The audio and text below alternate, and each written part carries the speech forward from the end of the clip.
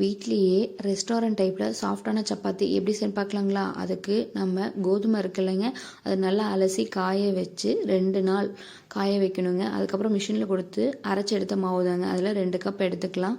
கொஞ்சமாக உப்பு சேர்த்து தண்ணி ஊற்றி பிசைஞ்சு எடுத்துக்கோங்க. நல்லா தண்ணி ஊற்றி கொஞ்சம் கொஞ்சமாக தண்ணி சேர்த்து பிசைஞ்சு எடுத்துக்கோங்க. ரொம்ப குழக்குழன்னு ஆயிடக்கூடாது, ரொம்ப கெட்டிமாகவும் இருக்கக்கூடாது. நல்லா அப்படி அமுக்கிற மாதிரி நல்லா சாஃப்டான பதத்துக்கு இருக்கணும். கொஞ்சமாக எண்ணெய் ஊற்றி மறுபடியும் பிசைஞ்சு நல்லா ஒரு தட்டு போட்டு மூடி வச்சுருங்க.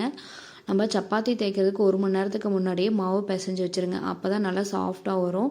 அதுக்கப்புறமா சின்ன சின்ன உருண்டையாக எடுத்துகிட்டு வரமாவு சேர்த்தி தேய்ச்சி எடுத்துக்கலாங்க. லைட்டாக தேய்ச்சி எடுத்ததுக்கப்புறமா நம்ம ஒரு 2 ட்ராப் எண்ணெய் சேர்த்திட்டு நல்லா ஃபுல்லாக தடவிட்டு நல்லா 4 பக்கமும் மடித்து எடுத்துக்கோங்க.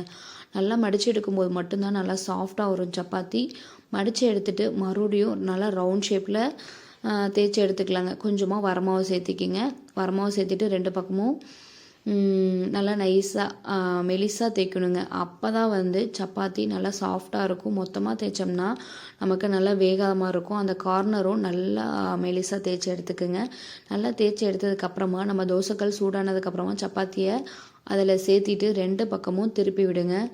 திருப்பி விடும்போது 1 ஸ்பூன் மட்டும் எண்ணெய் சேர்த்திக்கலாங்க. சேர்த்திட்டு கைவிடாமல் திருப்பி விட்டுக்கிட்டே இருங்க.